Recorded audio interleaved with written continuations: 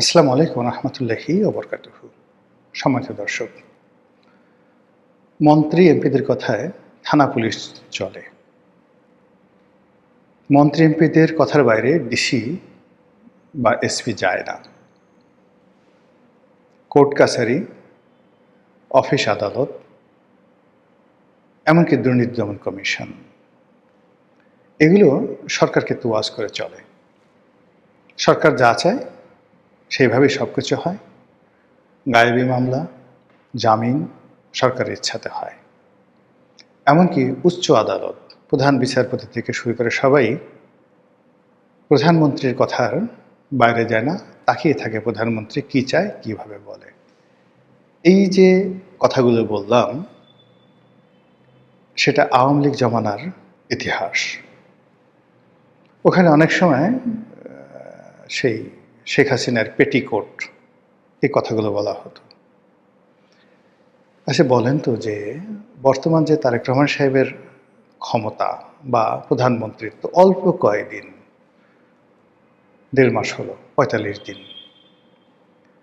তো ৪৫ দিনে আমাদের দেশে কোনো কিছুই তৈরি হয় না। মায়ের পেটে যদি বাচ্চা ৪৫ দিন পরে জাস্ট একটা ভ্রূণ থেকে যায়, ৪৫ দিনে একটা পুঁই শাকও তৈরি হয় না, কিচ্ছু তৈরি হয় না। কিন্তু এই ৪৫ দিনে আমাদের দেশের রাজনীতিতে আইনের শাসন, সুশাসন, রাজনীতিতে দলবাজি, দলীয়করণ, এই ৪৫ দিনে কি কিছু হয়েছে নাকি হয়নি? একবার একটু চিন্তা করেন তো।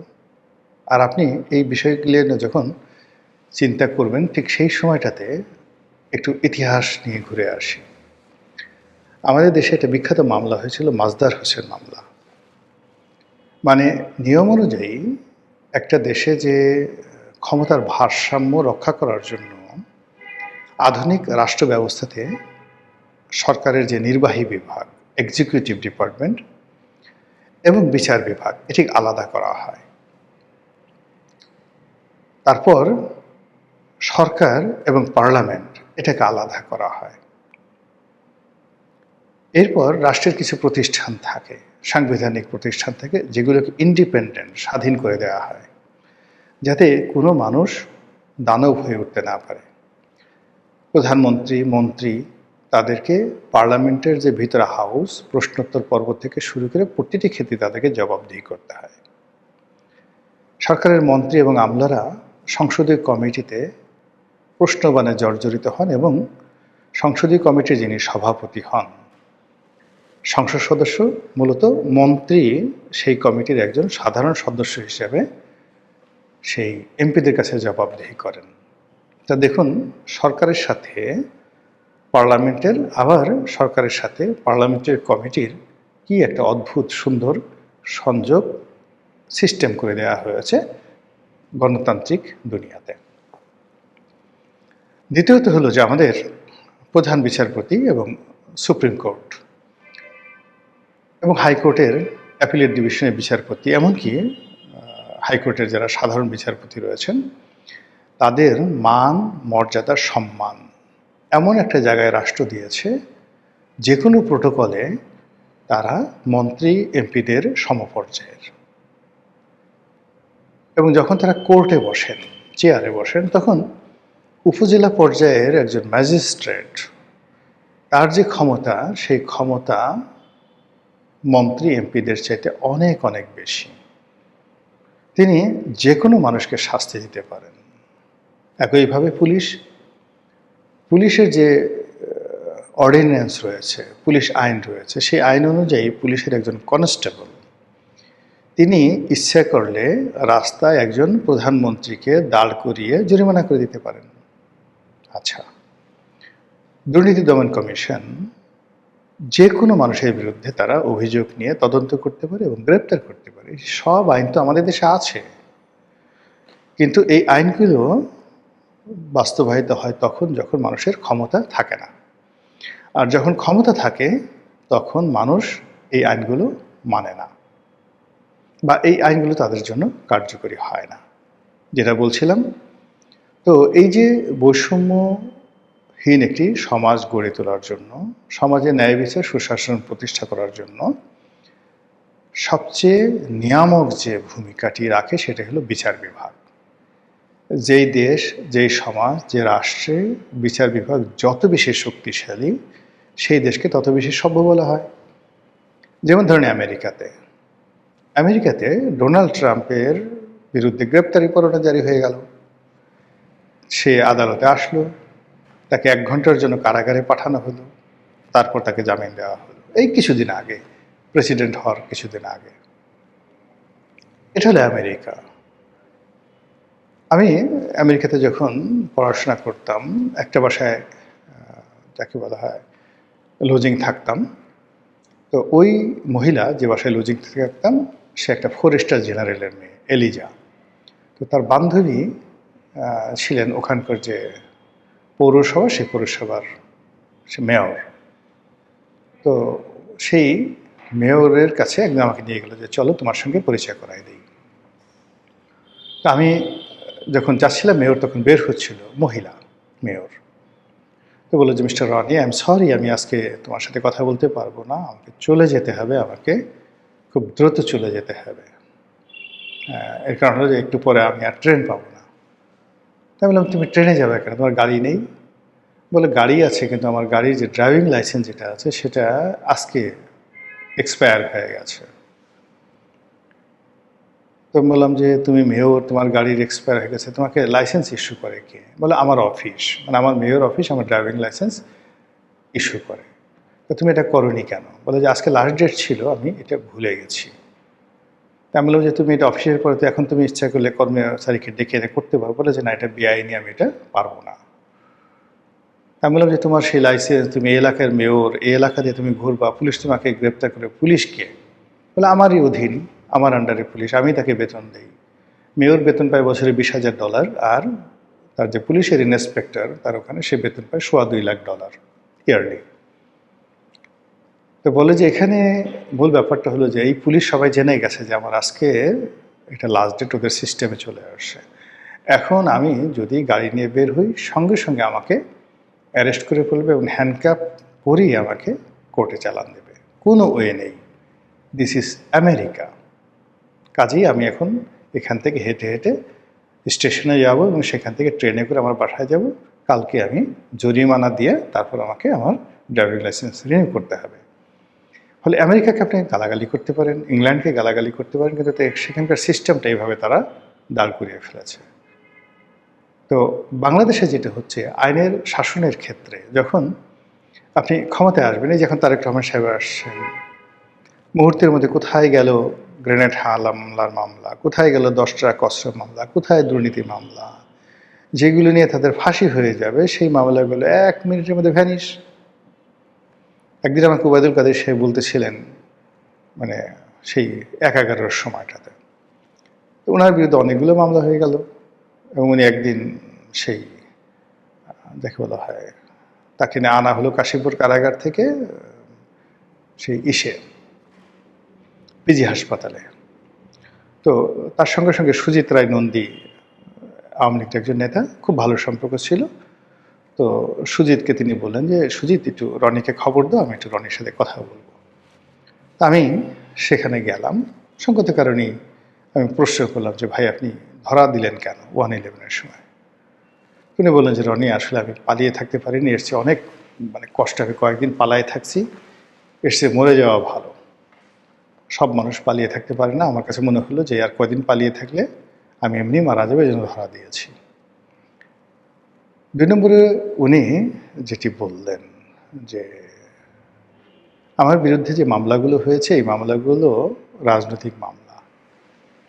যদি সাজা হয় তাহলে তো আমাকে আসলে 500 বছর সাজা হবে। তো এই মামলাগুলো রাজনৈতিকভাবে হয়েছে এবং রাজনৈতিকভাবে কিন্তু এগুলো আবার নিষ্পত্তি হয়ে যাবে, একটাও থাকবে না যখন আওয়ামী লীগ ক্ষমতায় আসবে। এটা 2007 সনের ঘটনা, বাস্তবে তাই হয়েছে। আবার আওয়ামী লীগ ক্ষমতা এসে এই জিনিসগুলো ওবায়দুল কাদের বর্ণনা যারা আছে মনে রাখেনি, তারা পাইকারি হারে বিএনপির বিরুদ্ধে মামলা দিয়েছে 200, 300, 400। ইতিমধ্যে দেখেন সব মামলা জিরো হয়ে গেছে। আবার এখন আওয়ামী লীগের বিরুদ্ধে পাইকারি হারে মামলা দেওয়া হচ্ছে। তারপর আওয়ামী লীগ যদি ক্ষমতায় আসে দেখবেন যে 24 ঘন্টার মধ্যে সব মামলা চলে গেছে।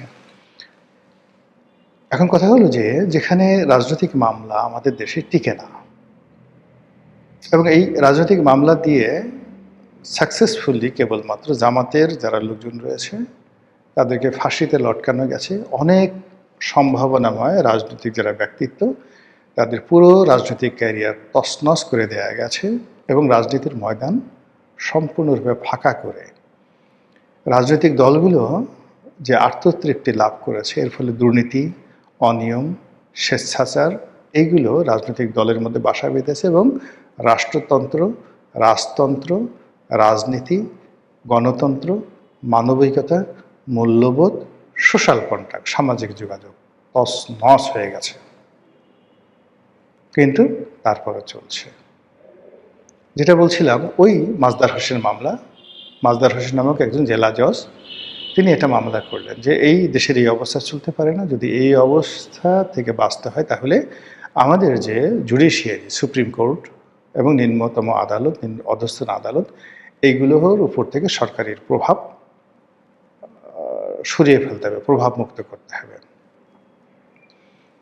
এজন্য তিনি একটা মামলা করলেন, এবং সেই মামলায় যুগান্তকারী একটা রায় হলো, যেটি ঐতিহাসিক মাজদার হোসেন মামলা নামে বিখ্যাত। এই মামলার রায় অনুযায়ী সুপ্রিম কোর্ট স্বাধীন, সার্বভৌম থাকবে, তার একটা নিজস্ব সচিবালয় থাকবে, তারা তাদের মতো করে সিদ্ধান্ত নেবে, যেভাবে পার্লামেন্টের একটা সচিবালয় আছে, পার্লামেন্ট যেভাবে স্বাধীন ঠিক ওইভাবে প্রধান বিচারপতির নেতৃত্বে সব কিছু হবে। কিন্তু কোনো সরকার এই মাজদার হোসেন মামলার রায় বাস্তবায়ন করেনি। কোনো সরকার বিচার বিভাগের উপর তাদের যে আধিপত্য আছে এই আধিপত্য থেকে বের হতে চায়নি, শুধু গড়িমসি করেছে। এবং বিচারপতি সিনহার সাথে তৎকালীন আইন সচিব জহিরুল ইসলাম দুলাল, ডাকনাম দুলাল ছিল, তিনি সহ আওয়ামী লীগের যে দূরত্ব এই মাজদার হোসেন মামলা নিয়ে, জাস্টিস সিনহা চেয়েছিলেন যে বিচার বিভাগ স্বাধীন হোক, সুপ্রিম কোর্টের আলাদা একটা সচিবালয় হোক, এবং অধস্তন আদালতগুলো তার অধীন কাজ করে। কিন্তু তিনি সেটা পারেননি, উল্টো তাকে চড়থাপ্পড় খেতে হয়েছে, দেশ থেকে তাকে তাড়িয়ে দেওয়া হয়েছে। এবং যে আওয়ামী লীগকে ক্ষমতা আনার পেছনে তার একটা বিরাট ভূমিকা ছিল, যে যুদ্ধাপরাধীদের বিচারের ব্যাপারে তার বিরাট কন্ট্রিবিউশন ছিল, মুহূর্তের মধ্যে সব বুমেরাঙা হয়ে গেছে। তারপরে ওটা শুধু থেমে থাকেনি, আওয়ামী লীগ যেটা করেছে, বিচারপতিদের যে অভিশংসন, সেই অভিশংসনটি পার্লামেন্টে নিয়ে আসছে। তোমরা বেশি বাড়াবাড়ি করো, এখন থেকে আমার এমপিরা আমার হুকুমে তোমাদেরকে গদিচ্যুত করবে, ক্ষমতাচ্যুত করবে। আর এই জিনিসটি যখন করা হয়ে গেছে, তখন সঙ্গত কারণে কি হয়েছে সেটা এই জুলাই আগস্ট বিপ্লবের সময় দেখতে পেয়েছেন। যদি সিনহার সেই সুপ্রিম কোর্ট থাকতো, এমনকি শামসুদ্দিন চৌধুরী মানিকের সুপ্রিম কোর্ট থাকতো, তাহলে ছাত্রদের যে দাবি দেওয়াটি এটি আদালতে নিষ্পত্তি হয়ে যেত, শেখ হাসিনা ক্ষমতা যেত না। কিন্তু যখন এরকম একটি মেরুদণ্ডহীন সুপ্রিম কোর্ট গড়ে তোলা হয়েছে, তখন প্রধান বিচারপতি, অ্যাপিলেট ডিভিশনের বিচারপতি সবসময় গণভবনের সন্তুষ্টি কামনা করেছে। আর তার ফলে এই যে গড়িমসি করেছে, সেই গড়িমসি করতে করতে আন্দোলনের সব কিছু মানে নিয়ন্ত্রণের বাইরে চলে গেছে। ওই সময়টাতে ভিডিওতে আমি বলেছিলাম যে পচা শামুকে পা কাটবে, কোর্ট যে কাজগুলো করছে ঠিক করছে না।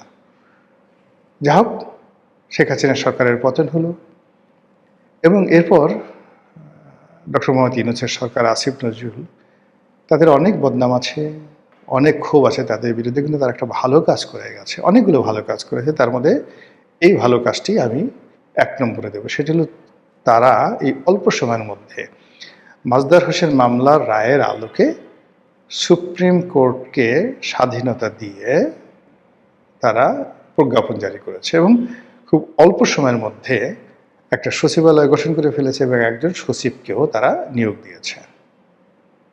কিন্তু এই নতুন সরকার এসে সেই প্রথাবাদ, আবার সেই বিচারকদের উপর সরকারি আধিপত্য, নিম্ন আদালতে মন্ত্রণালয়ের কর্তৃত্ব, যেটা শেখ হাসিনার জমানাতে ছিল, সেটাই আবার ফিরে আনা হয়েছে। এবং সঙ্গত কারণেই অতীতের যে কোনো সময়ের সাথে সরকার আরও বেশি দাপট দেখাবে বর্তমান আইনমন্ত্রী, আইন মন্ত্রণালয়ের ক্ষমতা অতীতের আইনমন্ত্রীর চেয়ে বেশি হবে, এটাই স্বাভাবিক। তাহলে আইনের শাসন কোথায় যাবে? ন্যায় বিচার রাজনীতিবিদদের ইচ্ছার উপর নির্ভর করবে। সুশাসন নির্বাসনে চলে যাবে। সুশাসন কেবল প্রভাবশালীদের জন্য, সুশাসন কেবল ক্ষমতাসীনদের জন্য। প্রতিপক্ষ বা সাধারণ মানুষ, আমজনতা যে কোনো প্রয়োজনে রাষ্ট্রের আশ্রয় নেবে, রাষ্ট্রের সাহায্য প্রার্থনা করবে, এটি এখন অধরা রয়ে গেছে। আর যখন এরকম একটি অবস্থা হয়, মানুষ যখন আপন রাজ্যে, আপন রাষ্ট্রে, আপন বাড়িতে গৃহহীন হয়ে পড়ে, আশ্রয়হীন হয়ে পড়ে, তখন শেষ পর্যন্ত যারা দণ্ড এবং মুণ্ড মানে সাজা দেওয়ার মালিক হয় এবং আপনার যে কল্লা, আপনার যে মস্তিষ্ক, আপনার যে ঘাড়, আপনার হলকম, আপনার মাথা শরীর থেকে বিচ্ছিন্ন করে দেওয়ার ক্ষমতা প্রাপ্ত হয়, তাদেরও অন্তিম সময় এসে উপস্থিত হয়। এবং যখন তারা নিজেরা ন্যায় বিচারের জন্য ঘোরাফেরা করে, কান্নাকাটি করে, তখন এই পৃথিবীতে তাদের পক্ষে একটা উফ শব্দ করার মতো লোক থাকে না। মহান আল্লাহ আমাদের সবাইকে হেদায়েত দান করুন এবং হেফাজত করুন। আসসালামু আলাইকুম ওয়া রাহমাতুল্লাহি ওয়া বারাকাতুহু।